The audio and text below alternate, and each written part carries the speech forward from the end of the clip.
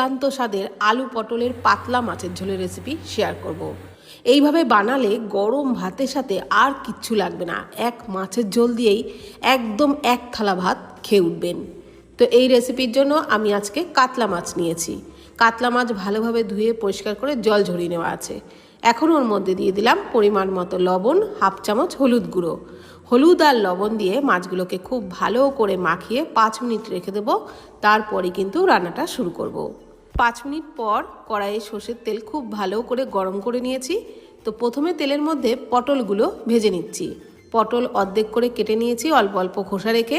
তো সেই পটলগুলো দিয়ে দিলাম আর অল্প লবণ দিয়ে পটলগুলোকে ভেজে নেব। আর মিডিয়াম ফ্লেমে ভেজে নেব, তাহলে পটল ভাজাটাও ভালো হবে আর তেলটাও বেশি কালো হয়ে যাবে না।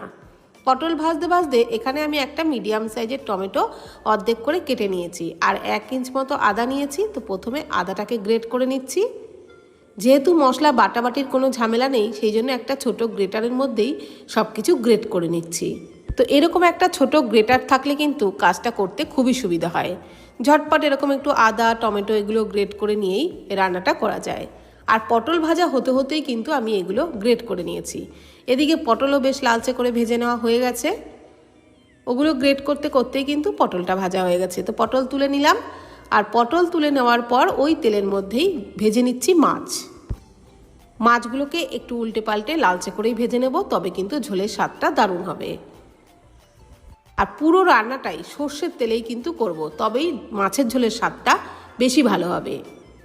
তো মিডিয়াম ফ্লেমে উল্টে পাল্টে মাছগুলোকে কিন্তু বেশ লালচে করে আমি ভেজে নিচ্ছি। আর আমি কাতলা মাছ দিয়ে তৈরি করছি, আপনারা কিন্তু কাতলা মাছের জায়গায় যে কোনো বড় মাছ এইভাবে বানিয়ে দেখবেন, খেতে দারুণ লাগবে, একদম ঝটপট হয়ে যাবে। তো মাছগুলোকে উল্টে পাল্টে বেশ লালচে করে ভেজে নিয়েছি, এবার তুলে নিলাম। আর একইভাবে আরও যে বাকি মাছ দুটো ছিল, 2 পিস ছিল, আমি টোটাল 6 পিস রান্না করেছিলাম। তো সেই দুটোকেও লালচে করে ভেজে নিলাম। এইবার ওই তেলের মধ্যে আরও একটু সর্ষের তেল দিয়ে দিলাম। তারপর ওই তেলের মধ্যে দিয়ে দিলাম হাফ চামচ মতো কালো জিরে আর হাফ চামচ রাঁধুনি। এইভাবে একটু ডলে দিচ্ছি, তাহলে রাঁধুনির ফ্লেভারটা খুব সুন্দর বেরোবে। 2টো শুকনো লঙ্কা দিলাম। তারপর ফোড়নটাকে লো ফ্লেমে ভেজে নিলাম। ফোড়ন থেকে সুন্দর গন্ধ বেরোতে শুরু করলে দিয়ে দিচ্ছি আলু। এখানে আমি একটা আলুই দিয়েছি আর লম্বা করে কেটে নিয়েছি। তো আলু দিয়ে নাড়াচাড়া করে বেশ ভালো করে ভেজে নেব।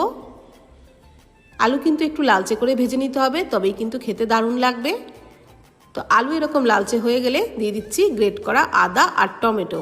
আর একই সাথে দিয়ে দিচ্ছি পরিমাণ মতো লবণ, দিয়ে দিচ্ছি হাফ চামচ হলুদ গুঁড়ো, হাফ চামচ কাশ্মীরি লঙ্কার গুঁড়ো আর ঝাল লঙ্কার গুঁড়ো, দিয়ে দিচ্ছি 1 চামচ জিরে গুঁড়ো।